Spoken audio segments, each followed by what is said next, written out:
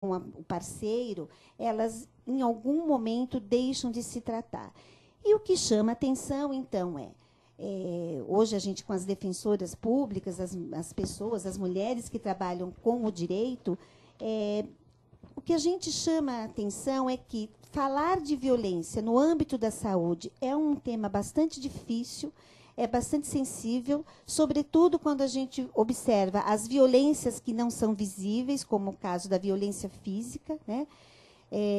Tem uma autora, né, uma professora que diz que a violência é a dor que não se sabe aonde. Então, é aquela mulher que tem várias, né, modalidades de dores, de queixas, e que, na verdade, podem estar, de fato, em situações de violência. E o que eu fecho, então, a minha fala breve, porque o estudo, de fato, ele suscita muitas informações, é que uma das questões que surge dentro do estudo é a preocupação das mulheres em não saírem daquela trajetória de violência por conta de serem ameaçadas por seus parceiros em perder a guarda dos seus filhos.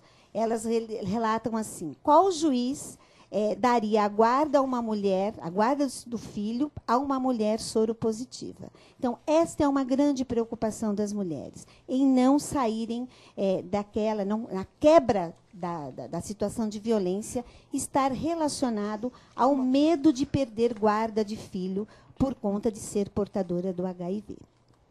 Acho que brevemente, né, a gente pode abrir o debate, Reginaldo. Ok, Márcia. Bem, já começaram a chegar as perguntas.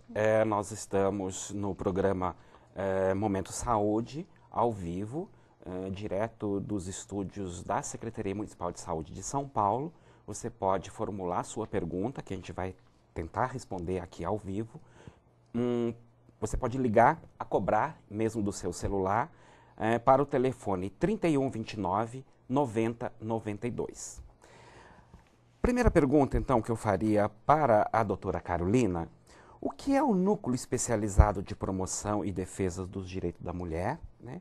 Qual o objetivo do núcleo e que tipo de encaminhamento o núcleo pode fazer? Então, assim, basicamente, para dar uma introdução até do que é defensoria, né? A Defensoria Pública do Estado, existem defensorias em todos os estados, alguns estados, infelizmente, ainda não estão com a sua defensoria bem estruturada, mas aqui em São Paulo, felizmente, a gente já tem um número de defensores, não o ideal, mas um número que dá para atender a população. A Defensoria é uma instituição do Estado que presta assistência jurídica para a população carente, né?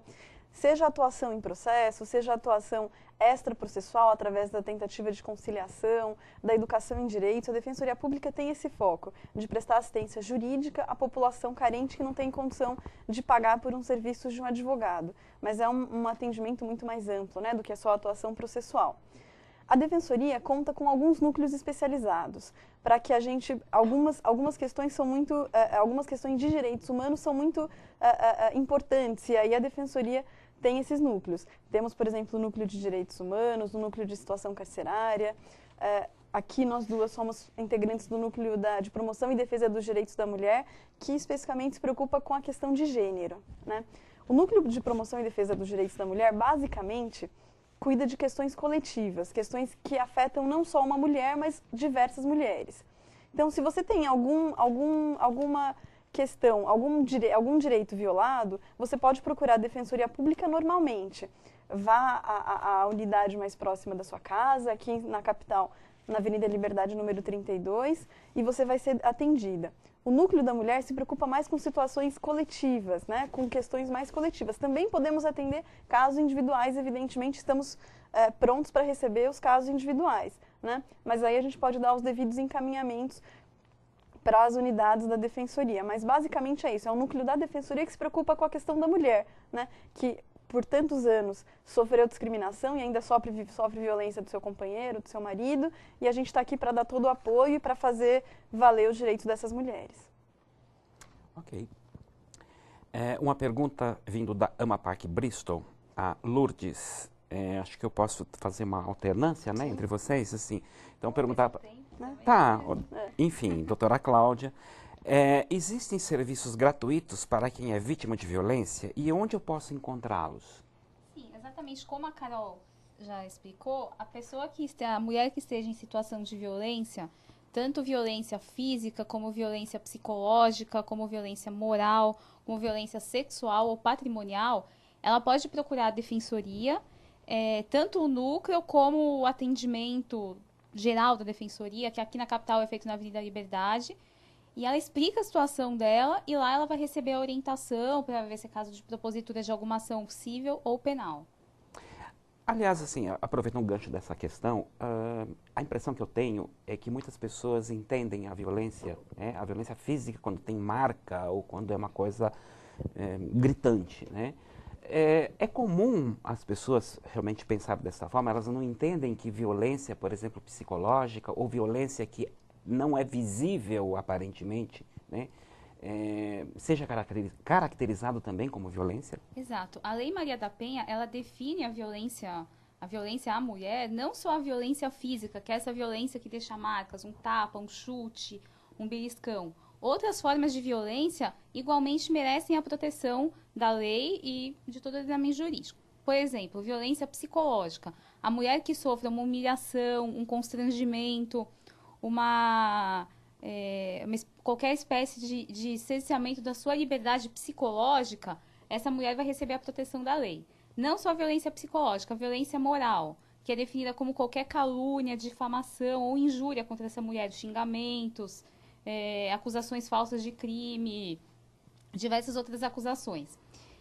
A violência patrimonial, que é toda aquela violência praticada, né, como o próprio nome diz, contra o patrimônio da mulher, ou seja, o companheiro que subtrai bens da mulher, que de repente vai e pega o dinheiro da bolsa dela para comprar drogas, que é uma situação muito comum, ou mesmo que utilize-se indevidamente do patrimônio do casal, por exemplo, uma conta bancária que seja do casal, o companheiro vai e utiliza todo o dinheiro que está lá depositado. E uma outra, essas são formas de violência patrimonial. Existe também a violência sexual, que é também a violência, a forma de atentado à liberdade sexual da mulher.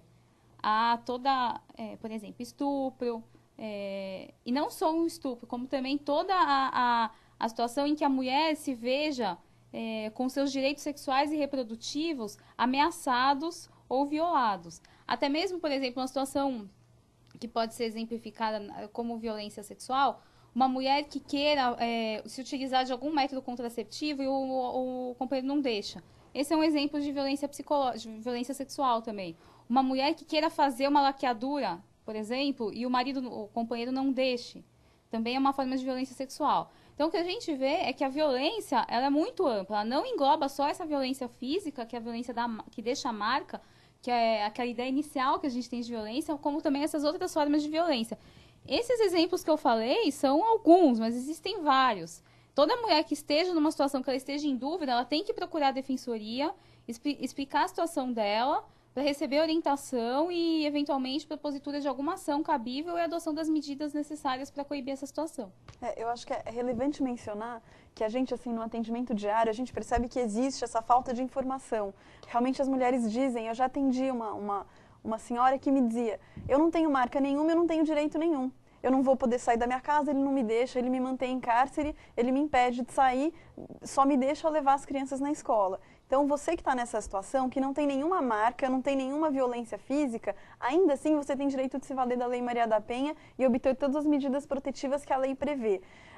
A falta de informação a respeito disso é muito grande, a gente percebe no nosso atendimento diário. Então, ainda que você não tenha marcas pelo corpo, você é vítima de violência e sofreu alguma violação dos seus direitos, procure a defensoria, uma delegacia, né? Existem delegacias especializadas de defesa dos direitos da mulher e você pode procurar, deve procurar, né? Não deve ficar e se submeter a essa situação de violência. Bem, a próxima pergunta, acho que de uma certa maneira ela foi respondida na fala de vocês, mas eu vou repeti-la aqui. Ela vem da Vilma, né? Que é da UBS Vila Matilde. Sofre com xingamentos e ofensas e acusações de traição. Como posso denunciar meu agressor? Exatamente, essa é uma forma de violência psicológica e moral que a senhora Vilma está sofrendo. Ela tem que procurar a delegacia da mulher, fazer um boletim de ocorrência, né, a delegacia da mulher mais próxima da casa dela, e as medidas cabíveis previstas na Lei Maria da Penha vão ser adotadas.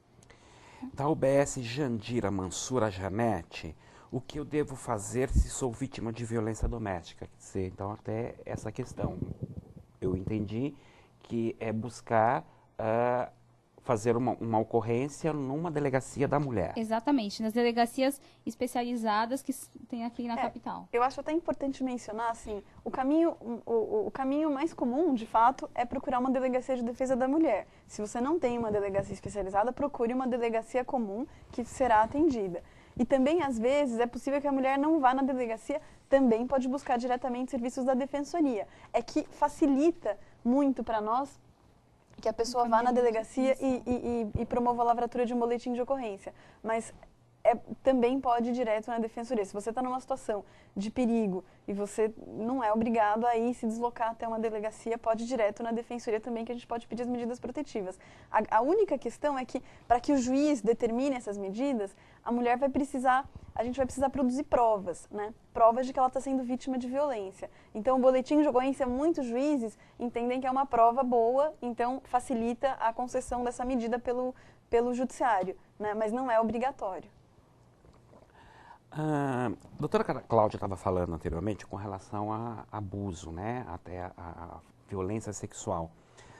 Falar um pouco de direito. Então, assim, uma mulher, né, que tem uma relação estável, mesmo dentro do casamento, se ela não quiser ter relação sexual com o seu marido, né, ela tem esse direito de optar de não ter relação sexual? Com certeza, o direito da mulher está dentro da liberdade sexual dela. O marido, o companheiro, não pode